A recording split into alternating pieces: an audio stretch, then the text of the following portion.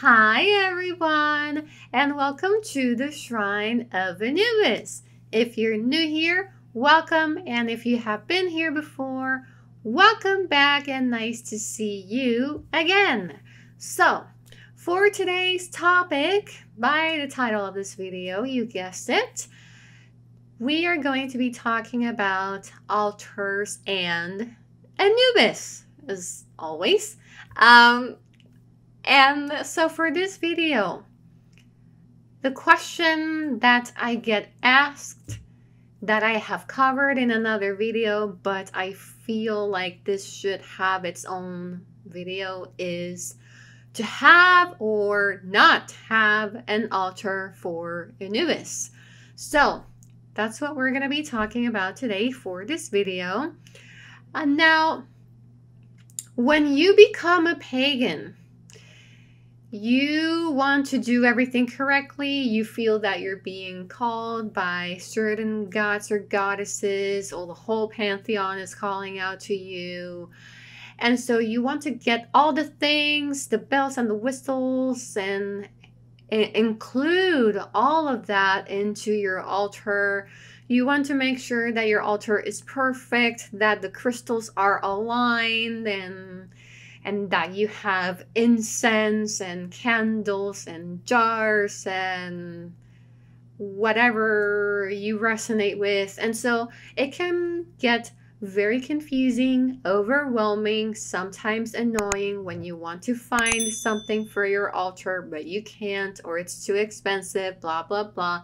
So creating an altar becomes more of a task and drama rather than an enjoyable experience for yourself. Now, I want you to take a deep breath, relax, forget about the altar, whether you have one or not, doesn't matter, and listen. If you are going to be working with Anubis, that's fine and lovely and whatever, but Anubis will not demand something from you that he knows you are unable to offer to him. And that includes altars. So if you are currently, if you have school right now, I mean, things are kind of crazy here in America. If you sleep in a dorm, or if you live with your parents and, you know, they are religious and they think Anubis is the devil. I don't know your situation here, but it can be as simple as simply not having space because you live in a small and crowded apartment or house. Regardless of your situation, you don't need to have an altar for Anubis. He will not demand something that he knows you are unable to give to him. However, he will push you to do better and to be better. But that's a whole nother can of worms that I don't want to open right now. Let's just focus on the altar. Now, if you were to ask me about, I would like to have an altar for Anubis, what things should I have in my altar for him?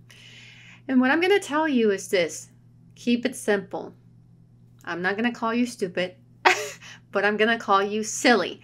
So keep it simple, silly, because you don't need to go big and bold right off the bat when you are just getting started. It makes no sense when you are just getting started. You are brand new. You are becoming familiar with the territory, with paganism or other belief systems that you may be diving into, and these gods and goddesses and their mythologies and stories. So I don't want you to go to Target and go crazy buying some expensive ass Yankee candles or whatever they sell, or I don't know, you don't have to go bougie and extra unless you're able to afford it. Anubis will accept, with all the love in the universe, what you have to offer. And sometimes what we have to offer is our loyalty love, compassion, understanding, and acceptance of those who are different to us, and the inner justice that we have within ourselves due to our capacity of being able to judge situations and people and learning how to make proper decisions that help us without harming others. Unless that's a path that you want to go down into, in which case you might have some issues working with Anubis for that type of stuff. At least from my experience, Anubis doesn't like it when I when I hex people and curse them. Um, so he might come across differently for you, but it's been my experience that he doesn't like to get involved in that stuff. However, sometimes, going back to this subject, sometimes all we have to offer is our spirit and what our spirit is about and what it stands for. So sometimes, yes, I may not have rum to offer him or beer, or I would love to be able to offer him meats, red meats and such, and leave them in the altar. I am unable to. And second, it's kind of creepy to have meat in my bedroom. So there are certain hard limits that I wouldn't do myself, and he respects those hard limits. And I feel like I'm talking about BDSM and safe words and such, and I'm not talking about that, okay? I'm talking about hard limits within spirituality. That just sounded so wrong. I'm talking about hard limits within spirituality. Certain things and boundaries that you have in place that you don't want to cross. And so the gods and goddesses are aware of it, and they know it and they understand it, so they won't cross them. That's what I am referring to here with hard limits. Although in that other sense, I mean, I don't really have too many limits. Well, knife play and wax play is something I wouldn't get myself into, but we're not talking about that.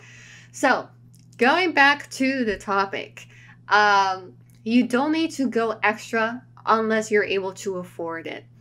So, don't feel bad if you can't have an altar with, like, I don't know, fake skulls and, I don't know, a bunch of candles from Bath and Body Works that smell like chocolate because he loves chocolate. You don't need to be that extra. As long as what you offer to him comes from the heart, you don't even need an altar if you don't want to or can't do so right now. But an altar can be helpful to have if you would like to have a place of focus, a place of self-care. An altar is a sacred space for you to connect to yourself and to your ancestors and deities that you work with. It can also be a sacred and safe space for you to retreat into when the world has gone mad, when the outside world feels too hectic, overwhelming, chaotic, and loud, and you want to have that sacred and safe space that you can come back to and hide in while you recover your energy and replenish yourself. An altar can be helpful for you to have. And so I probably will make next week a follow-up video to this one.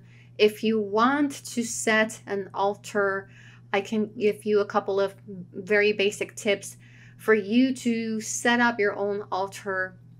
I won't be really talking about what things to have as to buying stuff to have, but I will use myself as an example and my altar for giving you tips on how to make an altar with things that you probably already have around.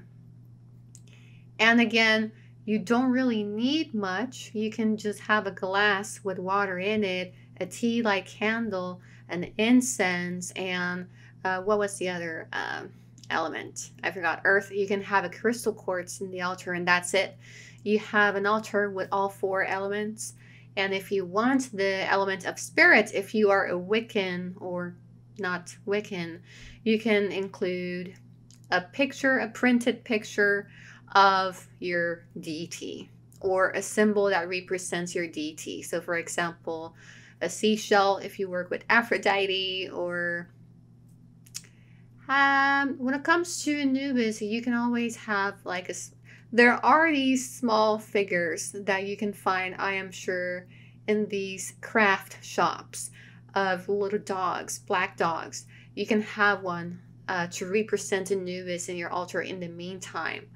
But I'll get more into that in that upcoming video. But again, there are ways that you can have an altar on a budget without having to go crazy. But again, you don't even have to have an altar, especially if that means that your parents will disown you, or if it'll put you at risk somehow and in some way with the people that you live with.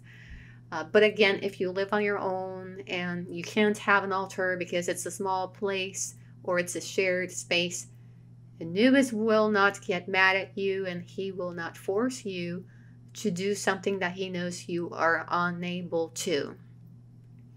So eliminate the guilt, exterminate the shame, and replace it with unconditional love towards yourself if you are unable to have these fancy ass altars like those that you see on Instagram with like 50 black candles and like 10 skulls and all these gigantic crystal quartz around, and you don't need to have all that to please him and to honor him. And it reminds me of Jesus Christ in a way, and favoring the poor. If you are familiar with that mythology, Jesus Christ used to hang out with poor people and prostitutes. Unlike these days in the modern era where the people from the church hang out with each other in fancy ass churches for like 1,000 people or whatnot, and all these expensive ass decorations and luxurious items, and if you don't have $500 to donate, well, you can fuck off. No. And Anubis is not like that. The old gods and goddesses are not like that. Most certainly Jesus Christ isn't like that. Goodness gracious. We have a very twisted view these days. At least the church has a very twisted view of its own teachings that are ancient. So everything becomes corrupted with time, especially when there is a greed for power and control of the population through spiritual teachings that have been twisted to benefit and serve their own personal agendas. So I hope that clears up that inquiry. I wanted to have it separate on a separate video for easier reference. And yeah, let me know what you think down below in the comments section. What do you think? Do you have an altar for Anubis or somebody else? Or do you not have an altar? Let me know why you do not have an altar, because again, I am sure you probably will relate to some of the reasons that I just gave you in this video. And let me know if it helped you as well, because you don't really need an altar to worship or work with these gods and goddesses. So don't feel ashamed, don't feel embarrassed for not having Yankee candles and 10 skulls and whatever. You don't need all that jazz. All you need is love in your heart and devotion, and that's it. It's as simple as that. We just like to overcomplicate things, and it doesn't have to be that way with spirituality and your connection to beyond, to the spirits of the other side and the gods and goddesses that are on the other side. You don't need to have all these fancy items in order to connect with them. So there's that reminder for you to keep in mind. I hope it helped you. And before I let you go, don't forget to subscribe to the channel. Click on the bell button and click on see all so that you get all the notifications of any future uploads that I'll be making on this channel. So thank you guys so much for watching, and I'll talk to you soon. Bye-bye!